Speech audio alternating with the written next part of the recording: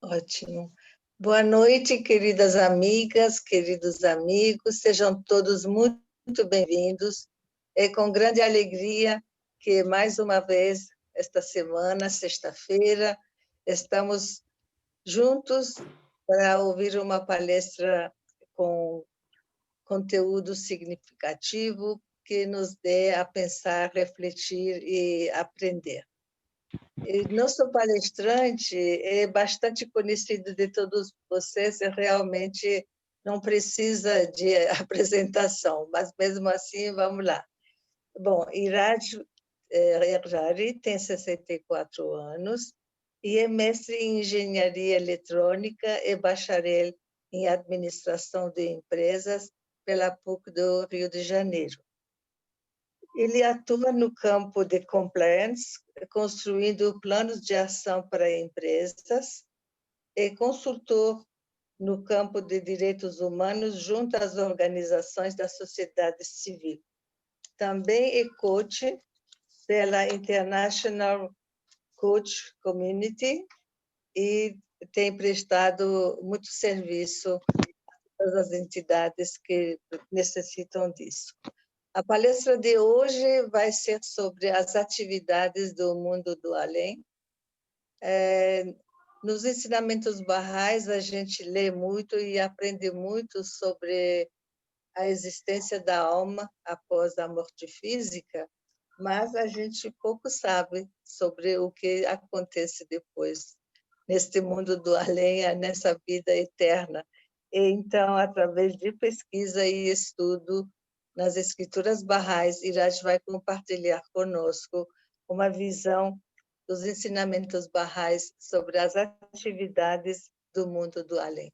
Iraj, seja bem-vindo, a palavra é sua, fique à vontade. Obrigado, dona Guite. Bom, obrigado a todas e todos pela presença. À medida que foram entrando, muitos aqui eu ia fazendo menção e agradecendo a presença, mas faço muito menção a meus amigos e amigas do eixo Pirinópolis-Goiânia, que estão aqui presentes, e dar as boas-vindas a Gislene, também de Pirinópolis, que está aqui participando conosco, dentre outros amigos e amigas desse eixo importante na minha vida agora, já que eu sou um pirinopolino há 4 anos, né? Bom, como a dona Guite disse, o que eu vou apresentar para vocês hoje tá tudo baseado dentro dos ensinamentos Baha'is, né? E os ensinamentos Baha'is não seriam muito diferentes de qualquer outro ensinamento que vem das grandes tradições religiosas e que vem da compreensão da espiritualidade como um todo. Então, isso não vai trazer para nós nenhum problema em termos de qualquer participante que esteja aqui hoje diga: mas eu sou espírita e como é que fica isso que você vai dizer? Será que combina com o que eu penso? Eu vou dizer: combina 100%. Aí eu sou budista, eu sou hinduísta, eu sou muçulmano, sou católico, não importa. O que importa é que nós tenhamos uma visão da dimensão da espiritualidade que vá além da dimensão da religiosidade. Hoje eu não estou falando sobre religiosidade, não estou me prendendo aos preceitos religiosos de um ou outro grupo, né? Mas eu quero que a gente traga para a nossa compreensão da espiritualidade uma coisa que é muito fundamental.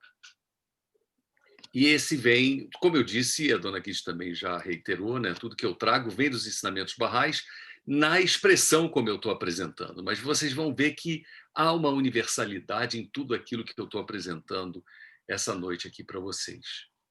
O primeiro corolário, digamos, a premissa fundamental de falarmos sobre o que são as atividades no mundo do além é termos a compreensão de que o mundo espiritual, o mundo do além, ele é igual ao mundo fenomênico, esse mundo que nós vivemos aqui.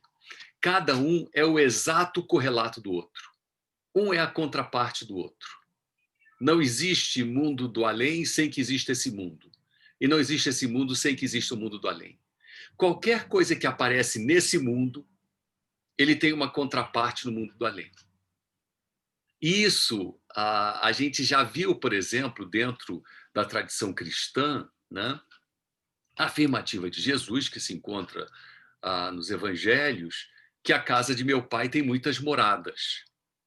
Ora, o que é morada? Se nesse mundo tem morada, qual é a contraparte da morada no mundo do além? Certamente não é uma casa, certamente não é uma mansão, certamente não é uma choupana, não é um edifício, mas o conceito de morada, ele é idêntico, é onde reside a alma.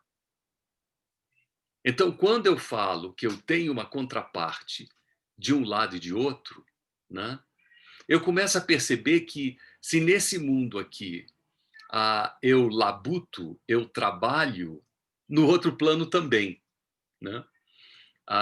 Isso pode ser uma frustração muito grande para muita gente que está aqui dizendo: não, de novo trabalhar, mas não é possível. Eu achei que ia ser um anjinho deitado numa nuvem com uma harpa tocando música. Até quando foi feito, não fui eu que fiz a divulgação dessa noite de hoje, né? Aquele portão sobre as nuvens, né?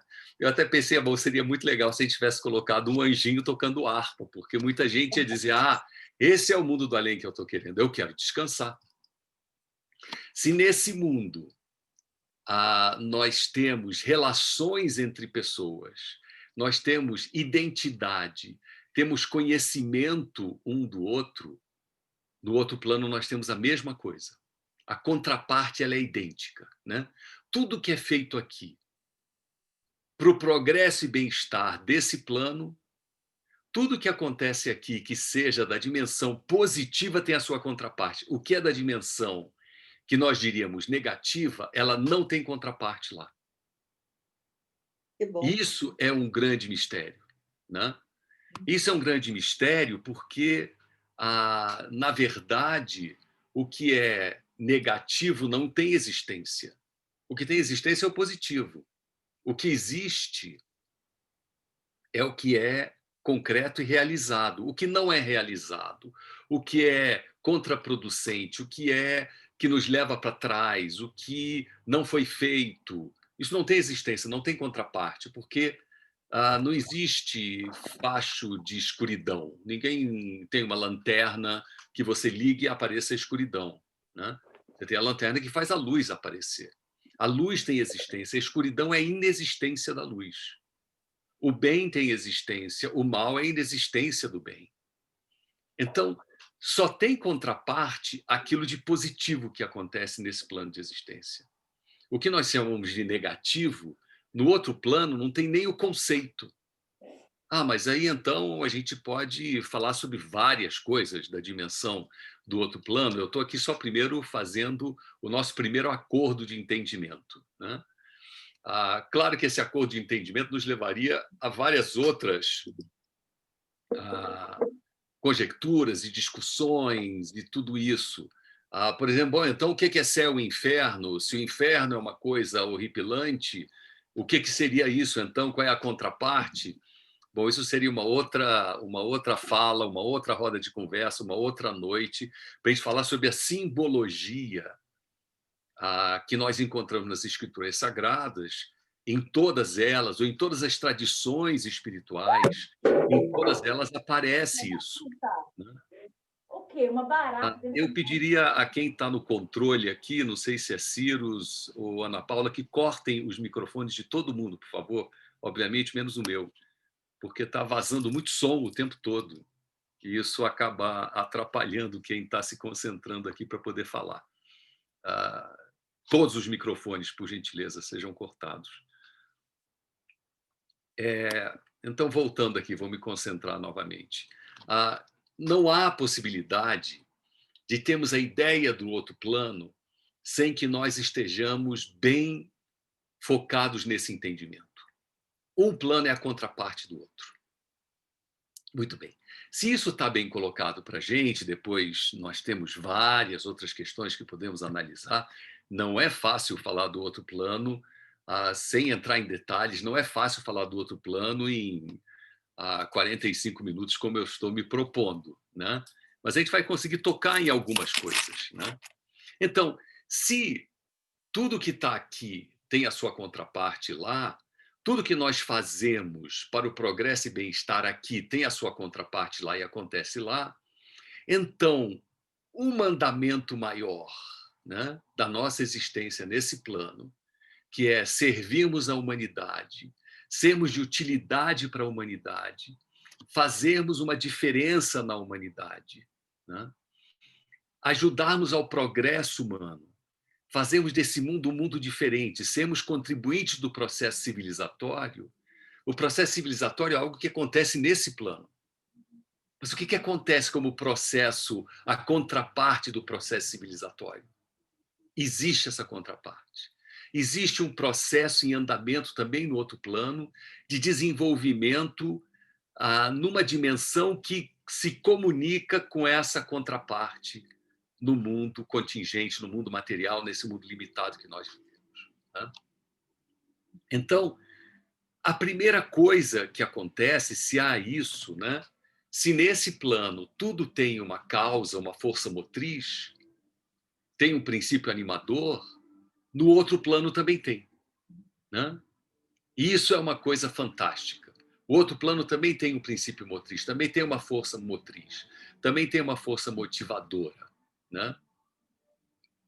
Olha, para minha tristeza, vocês vão começar a ouvir uma música do carro da Coca-Cola do Papai Noel, que eu não imaginava que fosse passar aqui em frente hoje. E está passando.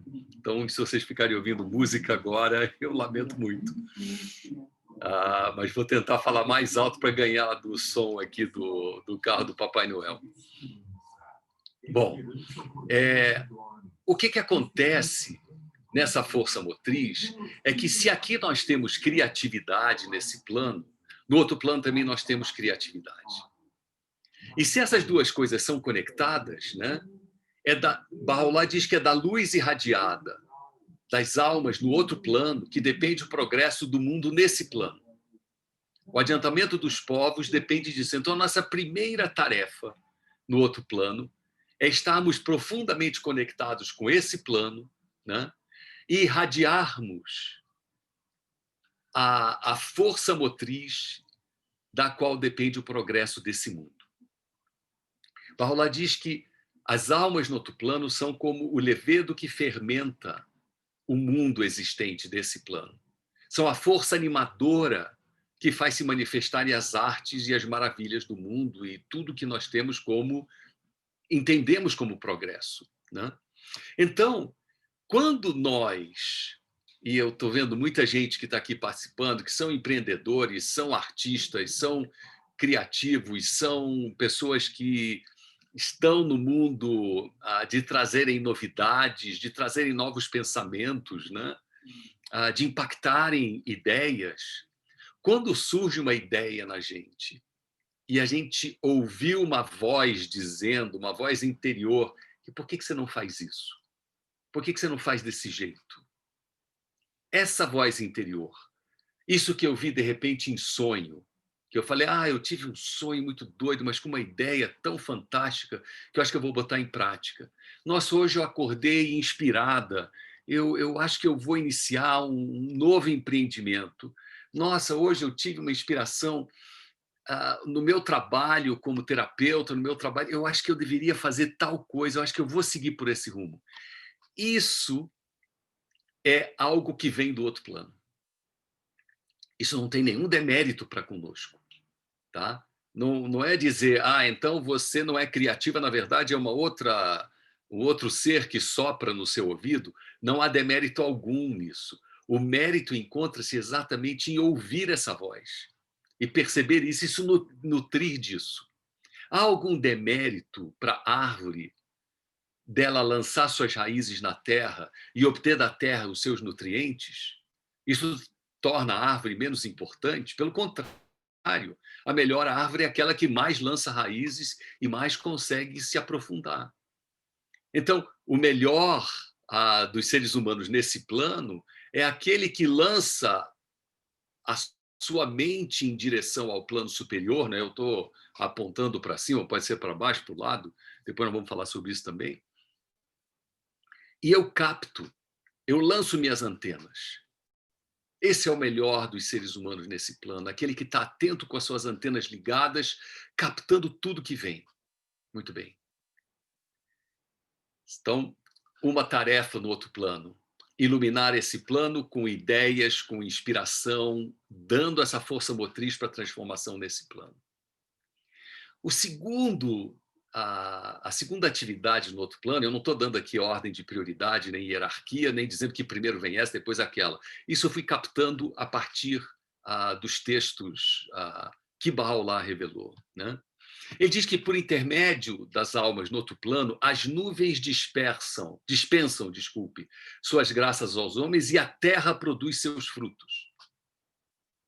Ora, se a terra produz fruto, e aqui eu quero levar de uma forma literal mesmo, quer dizer, é muito interessante isso, né? Se uma árvore produz um fruto, lembrem-se, o nosso corolário, a nossa premissa maior é: esse mundo é a contraparte do outro. Se aqui nasce uma maçã, nasceu uma maçã no outro plano. Que maçã é essa no outro plano? Ela não é algo que você morde e você mastiga, mas é algo que nutre a dimensão do outro plano. Para que esse algo que nutre a dimensão do outro plano tenha existência, ele precisa da contraparte nesse plano. E surgem, então, todas essas maravilhas que nós vemos, que são as nossas graças. Olha, por exemplo, nós termos oxigênio e nitrogênio e outros gases mais raros na mistura perfeita na atmosfera para podermos respirar e viver, né? Isso é uma graça. Essa graça se manifesta nesse plano, né? Mas no outro plano, algo é a força motriz que faz essa graça acontecer. Então, segunda tarefa, dispensar graças à humanidade e à Terra, o planeta como um todo. Isso nos traz uma outra percepção também. A hipótese de Gaia de que o nosso planeta é um ser vivo ganha uma dimensão interessante, né? Quando eu vejo que, se há um planeta como um ser vivo aonde se encontra a humanidade, essa humanidade como nós conhecemos, né? Então, a contraparte, o que é? É a dimensão onde se encontram as almas e onde as almas são acolhidas. Nós entendemos isso como sendo uma dimensão física, geográfica, mas não é. Nós precisamos nos dissociar dessa ideia de que a contraparte ela é material. Aqui é material, na contraparte ela é espiritual. Então, há um mundo pulsando também na dimensão espiritual. A terceira coisa que Bahá'u'lláh diz é que é por intermédio dessas almas que estão no outro plano, né, que o mundo dos seres ganha movimento. Tudo aquilo que é progresso, que é movimento, que é crescimento, né, se dá pelo impulso que nasce no outro plano. Então, qual é a outra atividade que nós temos, né? Sermos os provedores desse impulso. Em física, e eu não vou ser muito, digamos, não quero levar para uma dimensão muito da linguagem científica, né? Porque não é o caso aqui, mas a gente estudou isso na escola, né? Nenhum sistema é capaz de mover-se por si só, vencer a sua inércia por si só. Ele precisa de uma força externa.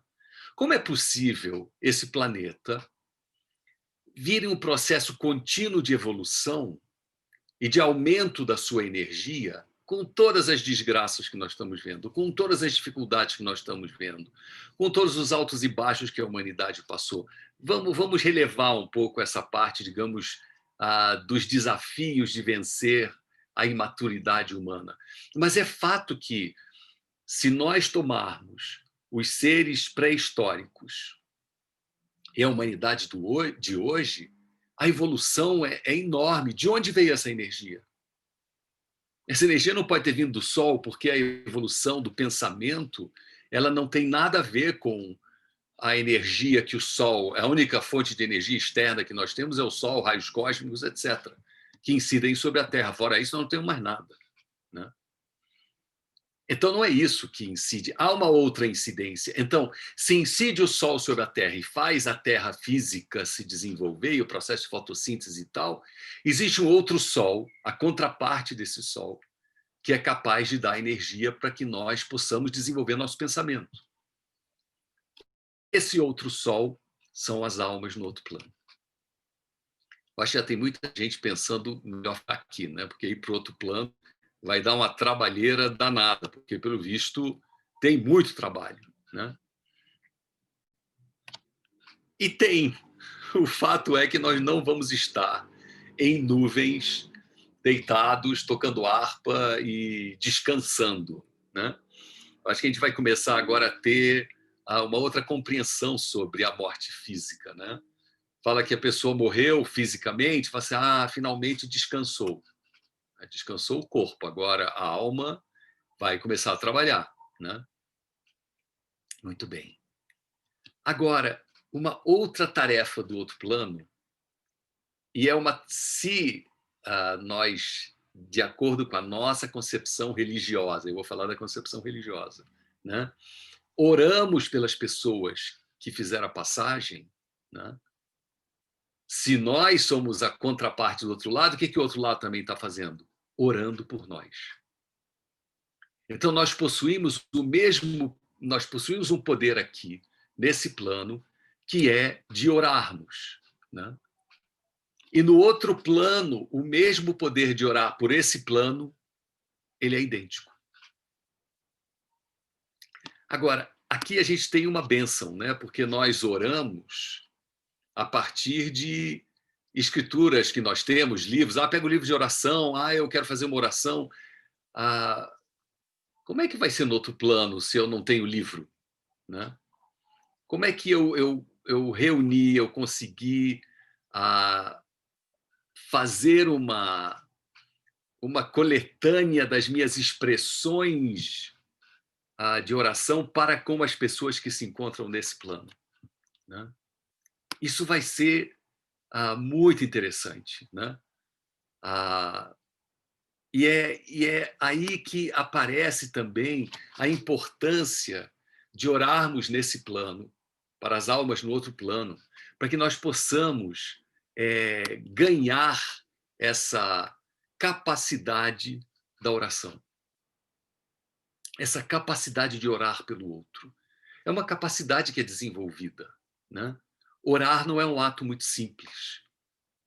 Todos nós sabemos disso. Orar necessita concentrar-se, orar necessita dar foco, orar necessita escolher as palavras adequadas ou o texto adequado para o momento adequado, né? É todo um treinamento que nós precisamos ter.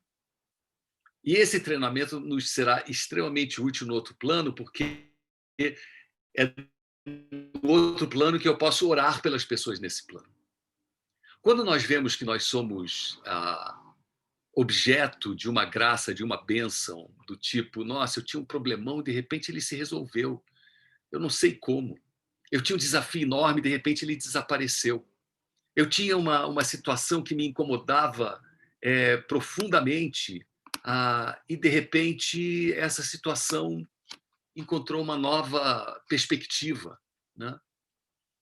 São as orações do outro plano que estão fazendo isso aqui. É a intercessão do outro plano. Essa é uma outra realidade do cotidiano, se é que a gente pode usar essa palavra, né? No outro plano não existe espaço nem tempo, né? Mas existe uma ação que pode ser continuamente realizada, que é o da oração.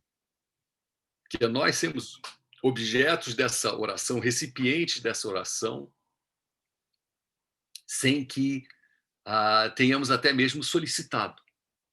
Como também nós podemos orar pelos nossos parentes, amigos que fizeram a passagem, né? Para que a alma deles se ilumine, para que a alma deles se desenvolva, para que a alma deles continue nessa caminhada, entre aspas, civilizatória do outro plano, né? Se aqui nós estamos no processo contínuo de aprendizado, queremos que eles estejam no processo contínuo de aprendizado. E aí chega a sexta tarefa que eu pude identificar. Em muitas orações barrais, fala-se em difundir os doces aromas da santidade no outro plano. Essa difusão dos doces aromas é equivalente ao ensino nesse plano. O que nós temos como o ato de ensinar, o ato de buscar jogar luz sobre uma pessoa, aumentar-lhe o conhecimento, ajudá-la a perceber a realidade, a entender a dimensão da espiritualidade, entender a dimensão das virtudes humanas, entender a dimensão da realidade humana. No outro plano, nós fazemos as mesmas coisas. Ou seja, no outro plano, há muita gente que necessita de ensinamentos. Há muita gente que necessita conhecer a realidade, entender a realidade, porque não teve a oportunidade ou perdeu a oportunidade nesse plano. Se eu levo isso para o outro plano, eu consigo ajudar as pessoas. E esse é um outro papel que nós temos, né? De estarmos continuamente nisso. Eu raramente leio alguma coisa, mas eu quero ler uma história, porque se eu for tentar relatá-la, eu não vou ser tão fiel quanto a forma como Abdu'l-Bahá, o filho de Bahá'u'lláh, o filho do profeta, fundador da fé Bahá'í, fala sobre um certo personagem e que ele fala sobre essa ideia de que no outro plano você ensina, né? É curta a história. Eu vou ler aqui para vocês. A história é sobre Mullah Ali Akbar. É um nome persa para aqueles que pela primeira vez estão ouvindo esses nomes. Era uma mão da causa, né? E isso vem do livro Tributo aos Fiéis. Abdu'l-Bahá diz: eu o amava muito. Amava aquele companheiro sem par, cujas conversas me deliciavam. Uma noite, há não muito tempo, eu o vi no mundo dos sonhos. Embora de constituição avantajada, no sonho pareceu-me mais e mais corpulento do que nunca. Parecia haver retornado de uma viagem. Janab Ali Akbar, eu lhe disse, estás forte e saudável. Sim, respondeu ele. Louvado seja Deus. Estive em lugares onde o ar era fresco e doce, e a água pura como cristal. Lindas eram as paisagens que contemplei, e deliciosas eram as comidas. Tudo isso me deu prazer, com toda certeza. E assim estou agora mais forte do que nunca, tendo recobrado o viço da juventude. O hálito do Todo-Glorioso soprava sobre mim e passei todo o meu tempo falando de Deus. Tenho mostrado as suas provas e ensinado a sua fé. E aí Abdu'l-Bahá diz, ensinar a fé significa no outro mundo difundir os doces aromas da santidade. Essa ação equivale ao ensino. Conversamos um pouco mais, então chegaram algumas pessoas e ele desapareceu. Muito bem. Então eu falei de 6 atividades que podem acontecer no outro plano, dentre infinitas atividades. Essas foram as 6 que eu consegui detectar, né, a partir dos escritos de Bahá'u'lláh. Agora a pergunta que a gente faz é quais dessas atividades eu farei? Qual vai ser o meu papel? Meu papel vai ser fazer oração? Pode ser ótimo, tudo bem. Então não preciso ficar viajando por aí, como o Mullah Ali Akbar ficou viajando, ensinando. Eu quero parar quieto, chega. Ou será que o meu papel é ser o levedo que fermenta esse mundo e fazer as ciências e artes poderem desenvolver? Nossa, vai dar muito trabalho. Tem alguma tarefa menos demandante de energia, né? Eu estou aqui fazendo uma caricatura, mas a gente vai chegar no outro plano e essa resposta nasce da seguinte afirmativa de Bahá'u'lláh. Quando a alma atinge a presença de Deus, ela assume a forma que melhor convier à sua imortalidade. Lembrem-se, forma é nesse plano. A contraparte de forma é a sua dimensão o quê? Eu não sei dizer. Energética. Mas essa coisa de assumir a forma e reconhecer-se como quais são os meus dons e as minhas habilidades e as minhas capacidades é a forma. Quando eu me preparei para esse nosso encontro, né, e Dona Guite fez o convite, ela fez menção a uma palestra de um ex-membro da Casa Universal de Justiça, Rupert Dunbar, que era sobre esse título mesmo. As nossas atividades no outro plano era um título parecido. Aí eu, claro, peguei a palestra dele no YouTube, está em inglês, e escutei ela toda, fiz um monte de anotações, tive algumas sacações, outras coisas, busquei daqui e dali. Indubitavelmente, ele me ajudou muito nesse roteiro de encontrar os textos de onde eu poderia falar sobre isso. Mas ele trouxe uma analogia que eu achei esplêndida e eu vou passar a adotar nas minhas falas quando falar sobre a vida no mundo do além, sobre a vida após essa vida, sobre a passagem. A analogia que ele trouxe é a analogia de um quarto escuro. Quando nós fazemos a passagem, é como se nós estivéssemos num quarto escuro. A gente vai tateando, tentando descobrir as coisas, porque tudo para nós é extremamente desconhecido. E eu tateio e vejo que aqui tem algo. Estou fazendo. É uma analogia, hein? Cuidado, pessoal. Não é que tem um quarto escuro lá, nem que a gente está indo para a escuridão, a gente está indo para a pura luz. Mas a analogia nos ajuda a entender. Nesse tatear, eu vejo que tem uma mesa e eu vejo que ela está meio fora de prumo, não está perto da parede. Eu encosto ela na parede. Vejo que tinha umas cadeiras que estavam longe, eu coloco elas em torno da mesa e arrumo. Vou tateando mais e vejo que tem uma cama e vejo que tem um lençol que está meio bagunçado, eu digo, não, tem que arrumar esse lençol, eu arrumo tudo, né?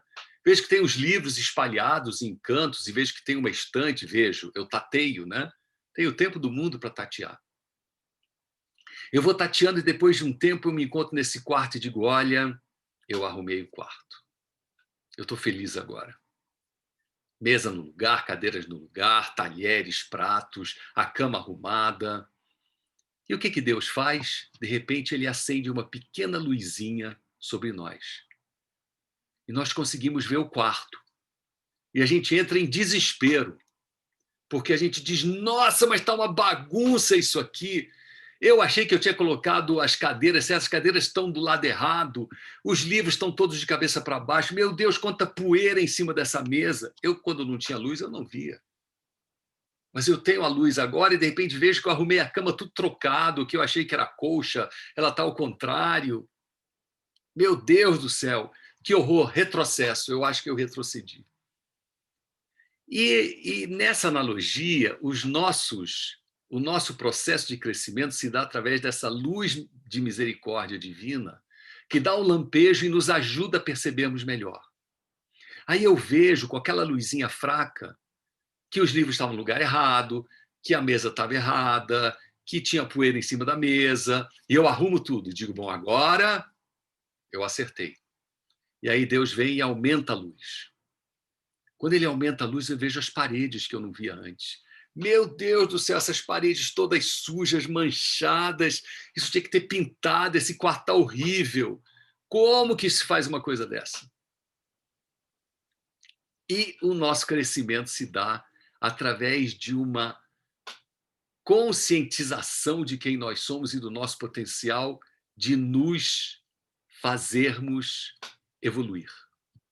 E essa luz vem de misericórdia, pura misericórdia de Deus. Mas a ação é nossa. Essa capacidade de agir, essa forma melhor que me convém, é aquilo que eu sou capaz de realizar de acordo com o instrumental que eu adquiri nesse plano de existência. Daí vem uma outra analogia muito utilizada nos ensinamentos barrais. Esse mundo tem a sua contraparte também no mundo do ventre materno. É no ventre materno que a criança, que o embrião, né, vai ganhar todas as potencialidades para poder atuar nesse mundo. Cria mãos, pés, olhos, boca, nariz, pulmão, sistema circulatório. Muito disso ele não usa naquele mundo. Nós não utilizamos mãos e pés, a não ser para socar a barriga da nossa mãe, coitadinha, e dizer que estamos vivos e que estamos vindo, né? Mas eu não uso olhos porque é tudo escuro, eu não uso boca porque não tem como me expressar, nariz não uso porque eu não respiro, o oxigênio vem pelo cordão umbilical, enfim. Muito daquilo que está lá terá uma utilidade depois. Eu só vou entender essa utilidade quando eu vivo dentro da contraparte. Muito do que nós fazemos hoje nesse mundo, e muita gente se questiona, né? Para que generosidade? Para que honestidade? Para que companheirismo? Isso só faz atrapalhar. Aqui esse mundo é um mundo selvagem, é o mundo do ganha quem for mais forte. É a visão limitada de quem está no ventre materno e não está entendendo para que precisa de pulmão, ou para que precisa de nariz e boca e tal, e olhos, né? Então, eu desenvolvo certas capacidades nesse plano que me levam ao outro plano, numa dimensão de entendimento sobre mim mesmo. Agora vocês estão entendendo a analogia do quarto escuro e da luz. Eu chego na outra dimensão com um grau de iluminação que eu sou capaz de entender, que eu sou capaz de me acomodar corretamente nessa minha nova morada. E eu vou evoluir de acordo com esse primeiro patamar das qualidades e virtudes que eu adquiri nesse plano. Muito bem. No outro plano, que é o mundo de percepções, né? E é o mundo de descobertas, porque o véu que eu tinha antes, nesse plano material, que eu não consigo perceber a realidade imaterial, não consigo perceber a realidade espiritual, no outro plano, Bahá'u'lláh diz, né? O véu é removido, o espírito humano vai contemplar a tudo e a todos. E eu contemplo, desculpe, eu contemplo a tudo e a todos que se encontram um nível a mais do que eu, um nível a menos do que eu e no nível que eu me encontro. Só que no nível a mais, eu não sou capaz de entender.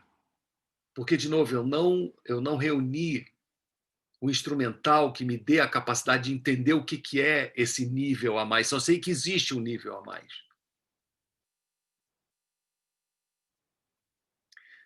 Agora, voltando àquela questão que a gente tinha falado, né?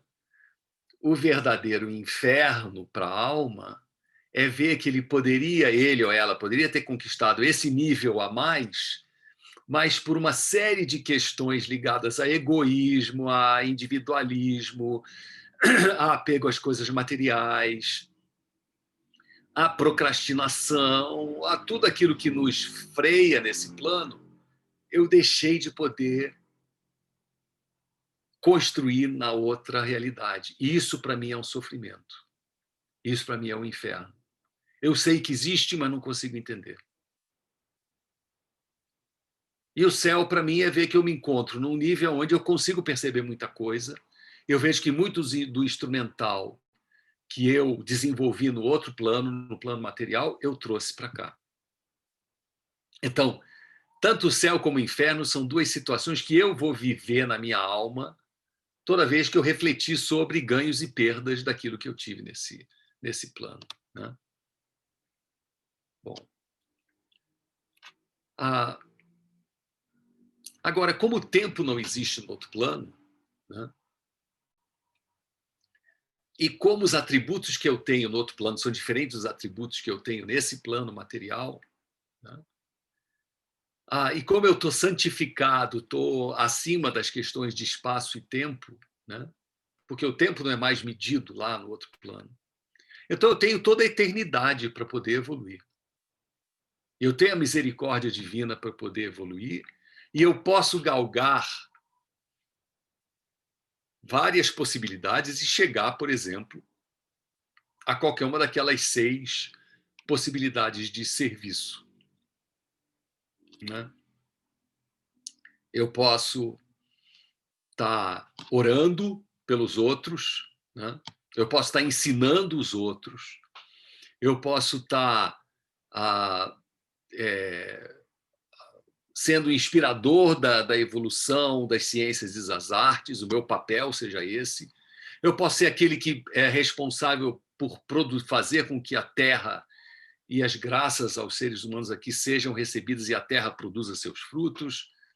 Eu posso estar promovendo o impulso que move esse mundo, e eu sou o motor, eu sou aquele que está envolvido nisso, né?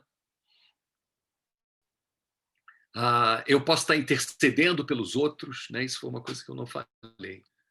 A intercessão, ajudar o outro, ser o anjo da guarda, né? Essa intercessão que nós temos aqui nesse plano. O que é intercessão nesse plano, né? Eu vejo alguém com uma dificuldade e digo: você quer ajuda? Posso te ajudar nisso aqui? Posso ajudar você a resolver esse problema que você não está conseguindo? Eu ajudo. Não tem problema, não quero nada em troca. Não existe isso? Claro que existe. Nós vivemos muito assim, né? Agora, no outro plano, a intercessão nesse plano, ela acontece. Que é quando eu digo: nossa, eu tinha um problemaço, ele parece que se autorresolveu, não entendo nem como. Mas foi muito doido, né? É difícil de explicar. Agora, tudo isso que eu falei aqui, dessas 6 possibilidades, entre infinitas possibilidades de serviço, né? De trabalho, de ajuda, de apoio, de intercessão, né? Isso tudo que eu falei, eu estou tentando expressar com as palavras desse mundo alguma coisa que pertence ao outro plano. É como se nós fôssemos nos comunicarmos com o embrião no ventre materno e tentar explicar o que é a beleza de uma rosa. É impossível, mas não tem palavra, não tem expressão, porque a compreensão de quem entrar no ventre materno é uma compreensão muito limitada. Nós temos uma compreensão muito limitada sobre o que é o outro plano de existência. E como nós podemos entender isso com essas palavras é o que eu tentei falar para vocês, né? E termino relembrando um escrito de Bahá'u'lláh, muito conhecido entre os Baha'is, que é a Epístola de Ahmad, né? E que muitos fazem essa epístola e a conhecem, outros até sabem ela memorizada, né? Lembram que Bahá'u'lláh ele fala que a recompensa a quem entoar essa epístola é um serviço em ambos os mundos. Então, servir é o que há de máximo que nós podemos fazer nesse mundo, nesse plano, e que podemos fazer no outro plano. Serviço aqui significa ajudar o próximo, apoiar o próximo, acolher o próximo, amar o próximo. Servir no outro plano é a mesma contraparte. Só que o próximo pode ser quem está no outro plano e o próximo é quem está nesse plano. Essa interseção sobre esse plano é que é talvez o serviço mais fantástico para nós aqui nesse plano agora, né? Se bem que eu trouxe aquela história que Abdu'l-Bahá conta sobre Mullah Ali Akbar, e que fala sobre também ensinar no outro plano, né? Serem professores, serem mestres, né, no outro plano.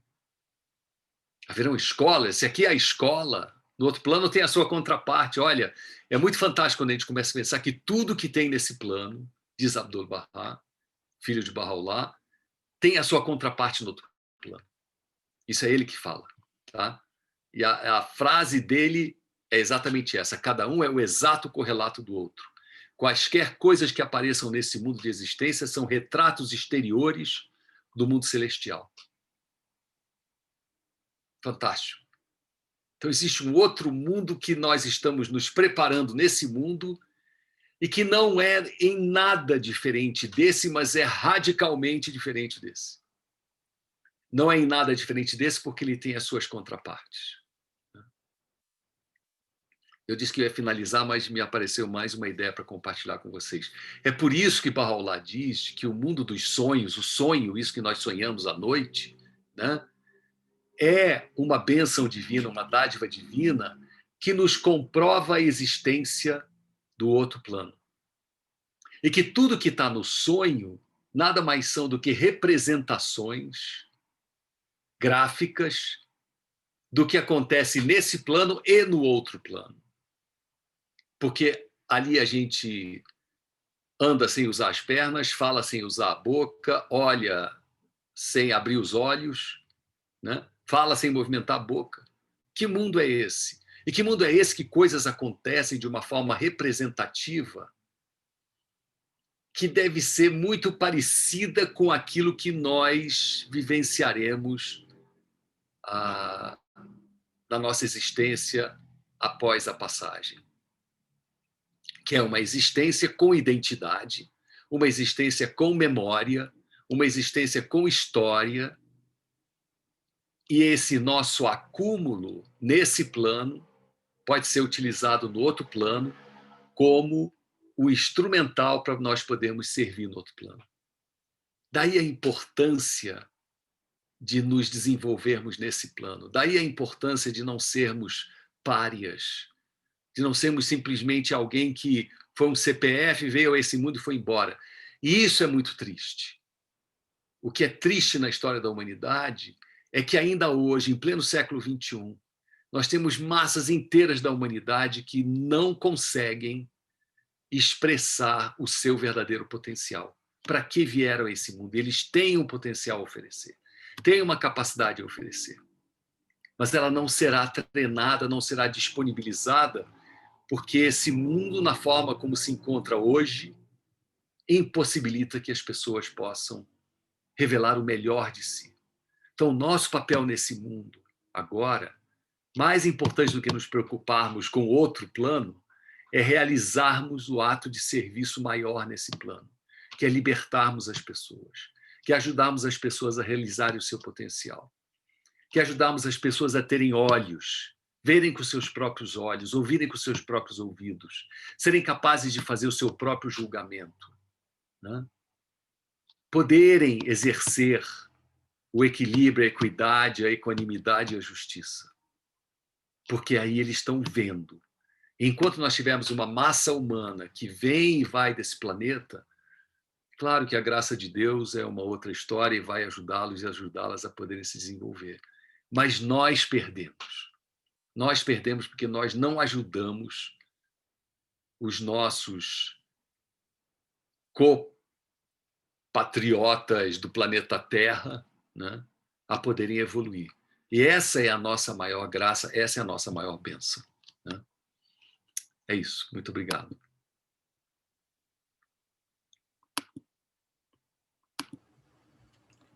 Impressionante, né? Acho que é respirar fundo aqui. É um tema que desperta inicialmente uma curiosidade misturada com uma dúvida de ser possível de ser abordado, porque é tanto mistério do lado de lá, e a gente foi aqui agraciado com tantas elucidações de uma forma maravilhosa, realmente maravilhoso, maravilhoso. Bom, queridos amigos, a gente tem um chat, vocês podem colocar as suas contribuições, suas perguntas. Eu vou ler aqui a primeira do Cyrus, que ele colocou aqui que a querida e saudosa Margot Marquim sempre explicava que temos uma mala vazia aqui e que temos que colocar o maior número de acessórios, roupas e bens que seriam necessários para a nossa viagem. Não podemos só colocar roupas de frio, temos que pensar também em outros tipos de vestimentas. A analogia usada por ela de todos esses itens colocados na mala são as virtudes e qualidades que adquirimos aqui no mundo terreno. Portanto, devemos sempre buscar a maior diversidade de qualidades possíveis para podermos ter uma melhor evolução espiritual.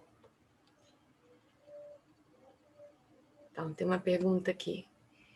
A Maria Lúcia está dizendo muito interessante sua palestra.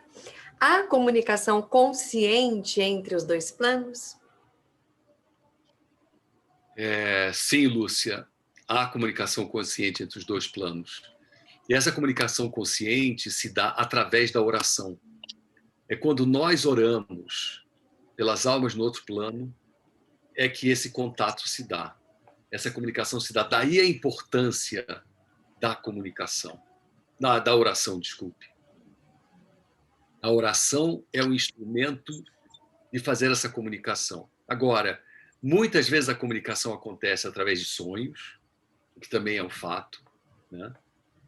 E muitas vezes essa comunicação acontece através de visões, sonhar de olhos abertos, né? Nem todos são agraciados com essa última. Muito poucos são agraciados com essa última. São poucas pessoas que têm a capacidade da visão, né? De ver o outro plano, porque o outro plano, onde é que ele está? Ele está aqui à nossa volta, não é um lugar acima, abaixo, esquerda, direita. Ele está aqui. Todos os seres que fizeram a passagem estão aqui à nossa volta, estão nos acompanhando, né? Agora, eu perceber isso, eu criar eu fazer esse canal, são raríssimas as pessoas que conseguem fazer isso aqui e muitas vezes se incomodam e se apavoram ou se sentem, não sabem o que fazer com esse poder que algumas linhas espiritualistas, né, a denominam de poder mediúnico, outros chamam de outras capacidades. Eu não vou entrar aqui digamos, na pormenorização disso, né? Não é o meu papel. Mas, sim, essa capacidade existe. No sonho, e você que estuda sonhos, né, sabe disso, é muito difícil eu dizer quando é que o sonho é um sonho de revelação e quando é que o sonho é um sonho meramente da minha psique. Está na dimensão da minha psique, né? Mas há os sonhos de revelação, porque há muitos sonhos que nós sonhamos e que vemos eles acontecerem 1 ano, 6 meses, 2 dias, sei lá, tempos depois, vemos, nossa, mas era isso. Era uma premonição, era um aviso, ou uma revelação, uma orientação, uma instrução que vinha, né? E há também a outra forma da comunicação, a qual todas nós temos acesso, que é a oração. Essa, ninguém pode dizer que eu não tenho. Testa. Quem não testou, quem tem qualquer dificuldade com uma prática religiosa, e dizer, mas esse negócio de ficar fazendo oração, ajoelhar no milho, não é comigo. Ninguém está falando de ajoelhar no milho, nem ficar dias dentro de uma igreja, numa sinagoga, numa mesquita. Nada disso. A oração pode ser um momento dessa reflexão interior, dessa conexão interior, que eu posso fazer em qualquer lugar. E se eu utilizar as palavras sagradas, né, quão melhor, né? Vou poder fazer uso disso de uma forma, uso dessa comunicação de uma forma mais eficaz. Então, testem. Nós vivemos numa cultura cristã, né? Vamos testar com o Pai Nosso. Faça um Pai Nosso, mas dedicado a alguém com quem você gostaria de criar essa comunicação na dimensão da vida após a vida. Veja o que acontece. Claro que não é na primeira, na segunda, é criar toda uma prática, é todo um exercício, né? A musculatura espiritual tem que estar treinada, mas você consegue, né? Interessante. Muito bem. O que mais, Ana Paula? O Hussein faz uma pergunta. Quando você cita o serviço como um dos cernes de nossa vida terrena, quais seriam alguns exemplos práticos deste serviço aqui, nesta vida? Nossa, só o maior serviço prático nessa vida é educar, né? Educar as crianças. Você quer servir a humanidade, envolva-se no campo da educação das crianças, envolva-se no campo da educação dos adolescentes, né? É um trabalho, por exemplo, que a comunidade Bahá'í faz muito fortemente, né? Você quer servir, desperte almas que estão adormecidas.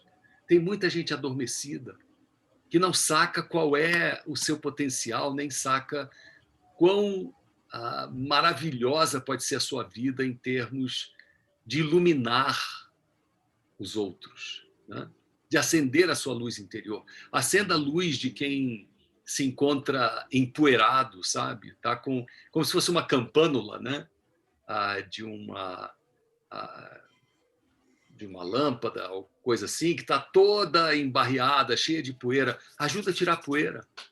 Quem quiser ajudar a tirar a poeira, dê amor, dê carinho, dê acolhimento, dê estímulo. Pegue a mão dessa pessoa e leia alguma coisa que seja inspiradora. Vá um passo além, pega um escrito sagrado e estudem juntos isso, né? Vá um passo além, ajude essa pessoa também a servir, a poder educar crianças, poder educar adolescentes, poder ajudar outra pessoa a fazer a sua luz interior brilhar, né? Ajude as pessoas que se encontram descrentes, né, na vida eterna. Ajude elas a perceberem a vida eterna. Muitas vezes nós nos perdemos por conta de uma atitude preconceituosa nossa. Eu não acredito em Deus. Quando alguém me diz isso, eu não acredito em Deus, eu digo, eu também não. Não acredito no Deus que dizem que existe, eu não acredito nesse mesmo Deus que você diz que não acredita, estamos juntos. A pessoa olha e fala assim, ué, mas você não é religioso? Sou, mas eu não acredito nesse Deus. Que é o Deus que você não acredita? Abrir a possibilidade da comunicação. Então, servir tem uma série de coisas. Agora, eu estou falando todo esse serviço na dimensão da pessoa, né? Mas eu posso servir a humanidade também ajudando em obras beneméritas, eu posso ajudar a humanidade através do meu trabalho. Trabalho, segundo a concepção dos ensinamentos barrais, trabalho é adoração. Todas nós que estamos aqui hoje, que trabalhamos ou já trabalhamos algum dia, né? Não vale a turma aposentada dizer, eu não trabalho mais. Você já trabalhou muito, está ótimo. Já fez muito serviço à humanidade, já orou muito, porque Bahá'u'lláh diz que o trabalho feito em espírito de serviço à humanidade é adoração, é oração, é conexão com o divino. Está ótimo. Então, tudo que a gente faz nesse plano, que seja, como eu tinha dito no início, né, direcionado ao progresso, né, da humanidade, ao progresso de ser essa força motriz, né, tudo isso é adoração, tudo isso é impulsionar a humanidade a ir um passo além. A Ana Guaranis faz uma pergunta aqui. Aqui. É aconselhável ou correto pedirmos ajuda a pessoas que amamos e que já se foram, como os pais ou avós? É corretíssimo. Se o papel deles é intercessão aqui, e se a gente quer pedir a intercessão deles, que peçamos, mas sejamos um pouco corteses, né? Antes faz uma oração pelo progresso da alma deles. Fala, bom, agora que eu orei pelo progresso da sua alma, que tal você me dar uma ajudinha também, que eu estou precisando muito, né? Não precisa ser tão egoísta e só bater na porta e dizer, ei, vem cá, me ajuda aqui que eu estou precisando de ajuda. Quem está do outro lado vai dizer, bom, eu também estou precisando de ajuda, você não quer me ajudar nada? Dá um empurrãozinho aqui também, que eu também preciso, né? De novo, é a oração que faz essa conexão. Mas pedir a intercessão, se o papel deles no outro plano, é interceder a nosso favor, por que não pedir? Claro que temos que pedir, né? Quanto mais claro, melhor, né? Claro. Gislene levantou a mão, gostaria de fazer uma pergunta ou dar uma contribuição? Pode falar? Sim, por favor. Sim, querida. Boa noite, gente. É uma honra estar participando aqui pelo convite do IRAD. Essa pessoa é maravilhosa, é muito profunda essa palestra. Vou ser sincera, estou encantada com as epístolas, com a caminhada do Bahá'u'lláh. Essa palestra aqui do IRAD foi muito profunda, mas eu gostaria de, se você me permite, IRAD, fazer uma pergunta. Claro. Eu sei que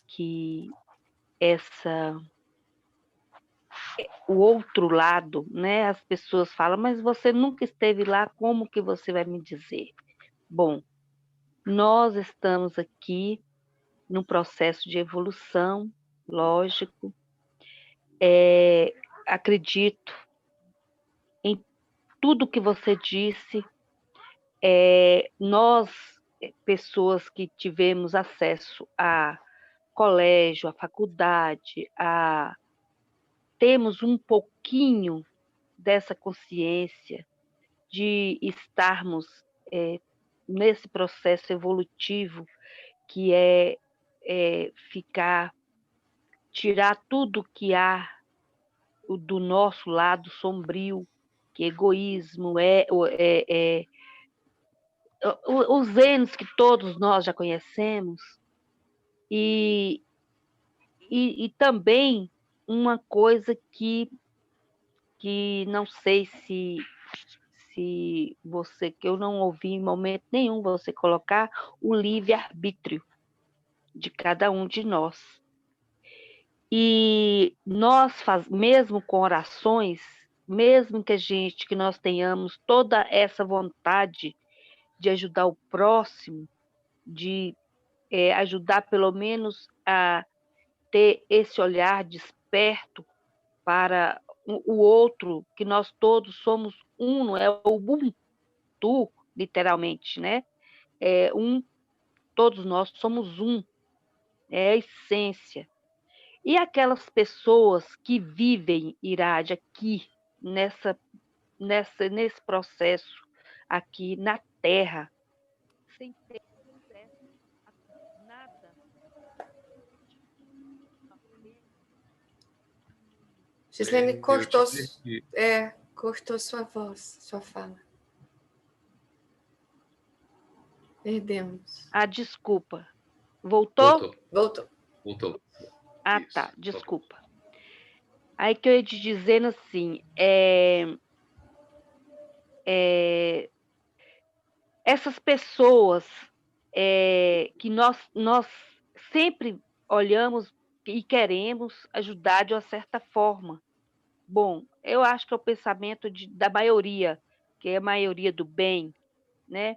E essas pessoas que já vivem aqui no submundo, Irade, se você falou que aqui é a contraproposta do outro, como se fosse como bíblico também. Se você planta uma flor aqui, você está plantando lá. E essas pessoas que não têm acesso a nada e que já vivem no submundo, então quer dizer que eles estão plantando aqui o que eles não tiveram oportunidade, vão vivenciar lá? Vou tentar entender a sua pergunta, Gislene, e vou... depois você me diz se eu lhe respondi ou não. Bom, você perguntou sobre livre-arbítrio, né? Tudo é fruto do nosso livre-arbítrio, porque o que eu quero realizar aqui, plantar aqui, servir aqui, ajudar aqui, é fruto do meu livre-arbítrio. Eu faço ou eu posso não fazer, né? Se eu não fizer, foi a minha decisão, né? Eu vou viver, lembra, o meu, entre aspas, inferno, no outro plano, que vai ser a minha frustração em ver que, dado ao meu livre-arbítrio, em que eu me prendi à procrastinação, me prendi ao egoísmo, me prendi ao individualismo, me prendi ao materialismo, e eu não quis fazer nada, né? Eu vejo no outro plano que eu não levei, segundo a analogia que o Cyrus compartilhou com a gente, eu levei minha mala vazia, não levei as roupas, não levei aquilo que eu precisava para o outro plano. Muito bem. Mas se eu aqui nesse plano, como você diz, vivo o submundo, no sentido de praticar o mal, de atrapalhar a vida das pessoas, de prejudicar as pessoas, de realmente semear a discórdia, lembra que eu disse? O que é negativo, que é a ausência do positivo, no outro plano não tem existência. Eu não fiz nada lá. Eu posso semear a discórdia que eu quiser aqui, eu posso fazer a pior coisa do mundo que eu queira fazer aqui, mas lá não tem a contraparte. Porque só tem a contraparte aquilo que é o positivo. O que é o negativo não tem a contraparte, né? Agora, aquelas pessoas que vivem nesse mundo, agora tentando reinterpretar submundo que você falou, que vivem nesse mundo desprovidas de toda e qualquer condição de poderem se expressar e de serem alguém, de fazerem aquilo que é necessário, porque vivem a opressão ao máximo, vivem na pobreza, na miséria humana mesmo, né? Porque você sabe que pobreza e miséria material não quer dizer nada. Não é isso que atrapalha o nosso progresso espiritual. Eu posso ser pobre e, como Cristo bem disse, né? Bem-aventurados os pobres, e que a gente às vezes não entende aquela frase, pobres de espírito, né? Quer dizer, são pobres em tudo menos em espírito.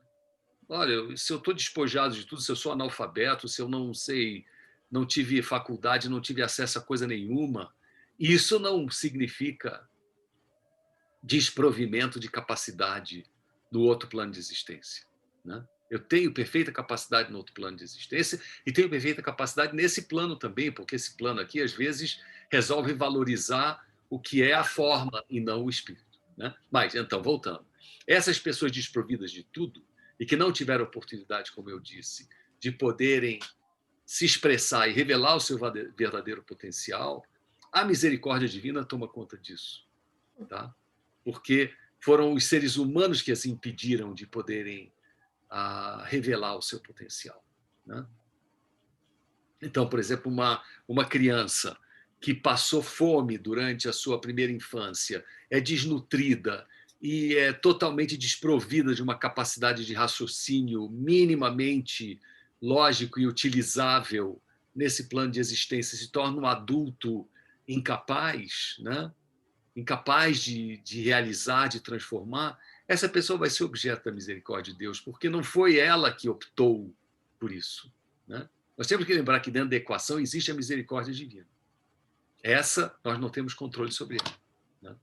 Mas aquele que, por seu livre-arbítrio, decidiu semear o mal, semear a discórdia, semear a desavença, semear a pobreza e a miséria dos outros, para se locupletar e tomar vantagens, esse vai com a mala vazia. E minha amiga aí com a mala vazia, dentro dessa analogia, né? Para esse outro plano de existência, é um sofrimento certamente enorme. Eu não preciso ter ido para o outro lado para saber o que significa sofrer quando eu faço a passagem e estou desprovido de todo o instrumental necessário para a minha real vivência, não quero nem dizer sobrevivência, minha real vivência. Mas, de novo, a misericórdia de Deus faz parte do plano, né? A gente não sabe quando é que ela passa a atuar. Espero que eu tenha lhe respondido, Gislene. Oi, Irade, gratidão, querido. Respondeu e muito bem respondido. Estou emotiva. Eu sou emotiva. E apesar que eu não demonstro, viu, Irade? Você me conhece um pouco. Mas eu tenho eu estou emotiva, eu vou falar o porquê. Eu sou portadora do vitiligo, apesar que no meu rosto quase não aparece, mas você pode perceber que eu sou portadora. E eu tenho um grupo que já vai para quase 7.000 seguidores. E eu fiquei assim, teve uma adolescente negra, e eu ajudo assim na forma que eu posso, inclusive até no caso de psicólogo. E acabou que depois eu fiquei sabendo que a menina tirou sua própria vida, que eu não gosto de citar o nome. Eu me senti tão impotente, e aí eu fico pensando, né, que foi o livre-arbítrio dela, porque eu pelo menos tentei, né, da forma que eu pude fazer. Mas, enfim, gratidão a você e a todos. Está sendo muito gratificante mesmo eu estar aqui junto com vocês. Tá? Obrigado. Passo a palavra aí. Obrigado. Grata por sua colaboração, querida. Manigê gostaria de falar, né, querida? Pode falar? Sim. A gente está chegando aos minutos finais desse momento de hoje. E acho que a Manigê caiu. Não, ela está aí. Ah, Aí eu tô vendo. ela saiu da minha vista aqui. Então, vamos aproveitar esses últimos instantes. Pode falar, não? Sim, querida. Eu queria primeiro agradecer. Fechou o microfone, Manigê? Ah, tá. Abriu. Depois de agradecer Irais por essa maravilhosa palestra, porque todo mundo tem muita curiosidade, um assunto que não é um assunto comum. Eu queria dar alguns exemplos que eu testemunhei sobre esse assunto. Um que era a mãe do senhor Raisi Milani. Quando ela faleceu, alguns meses depois, eu sonhei ela. Estava sentada numa mesa redonda e muito feliz. Estava na casa do senhor Ahavan. E ela me falou, vem aqui, eu estou tão feliz porque eu acabei escrever as epístolas de Baha'u'lláh, porque antigamente tem uma palavra extensar, porque não tinha fotocópia, as pessoas sentavam e copiavam com caneta epístolas, se chamava extensar. Ela falou, eu terminei todas as epístolas. Quando a gente faz isso, entende muito melhor. Ela estava super feliz. E outra vez, eu dei uma reação alérgica muito forte. Eu fui ao hospital, me internou, comecei a receber remédio na veia, antialérgico, corticoide.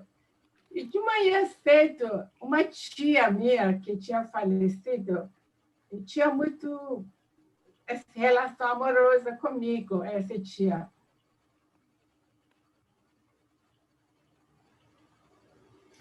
Manigê, querida, fechou de novo o microfone. Talvez você tenha encostado no teclado. Porque Aí, abriu. contei um pouquinho, deu para...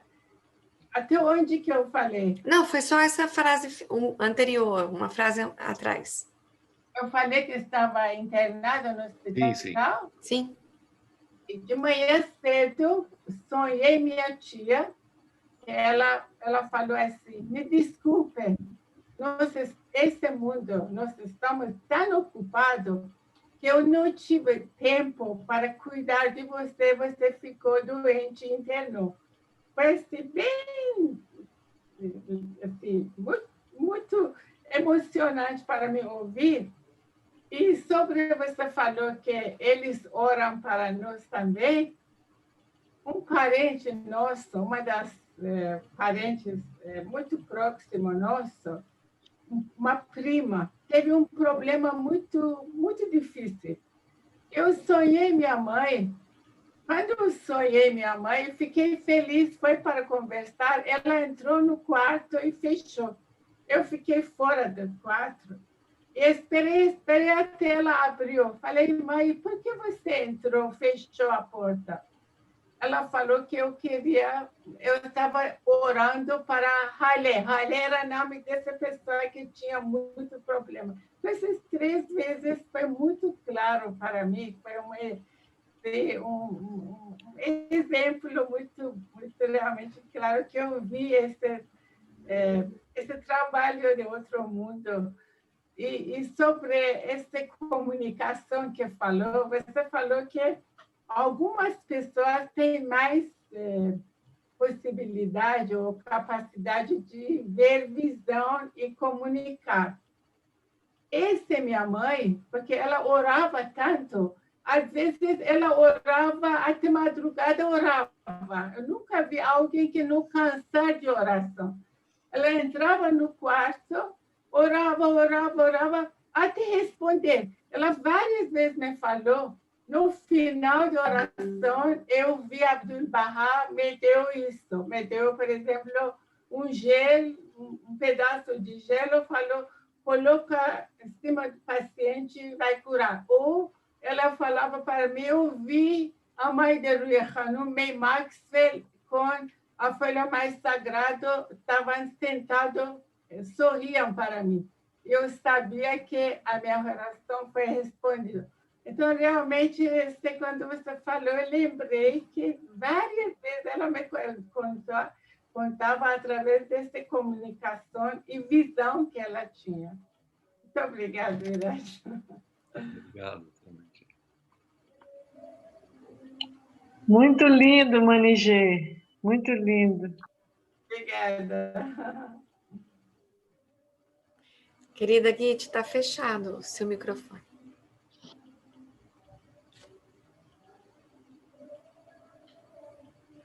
Abriu. Pronto? Sim, sim. Então, queria agradecer a presença de todos. Eu tenho certeza que todos gostaram muito da palestra.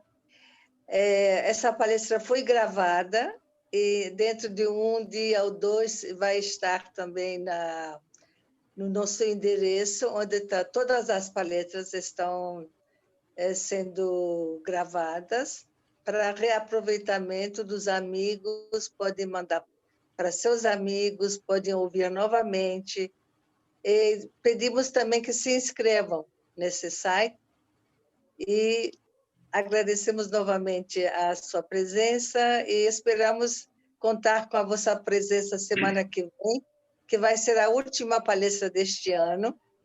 E nos meados de janeiro recomeçaremos com as sextas-feiras e as palestras virtuais e contamos realmente com a presença de vocês. Outra coisa, se tem algum tema que vocês gostariam que fosse tratado, por favor, nos comuniquem também. Estamos abertos a receber sugestões sobre novos temas. Um grande abraço, uma boa noite. Muito obrigado pela presença de todos e muito obrigada ao querido Irati, que mais uma vez abrilhantou a nossa noite. Eu que agradeço.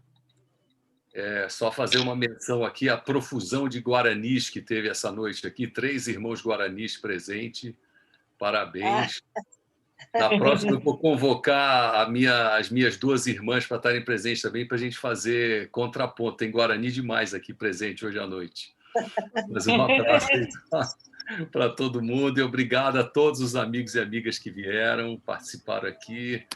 Isso é sinal, Irati, sinal que tem 3 guaranis lá também presente. Também. Meu querido irmão,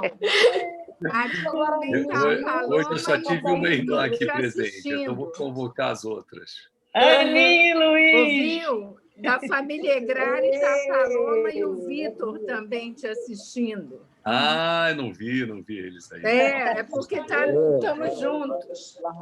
Muito bem. Muito obrigado, pessoal. Boa noite, amigos. Obrigado pela participação. Boa noite, obrigada, Irati. Comunidade linda. Tchau, tchau. Até a próxima.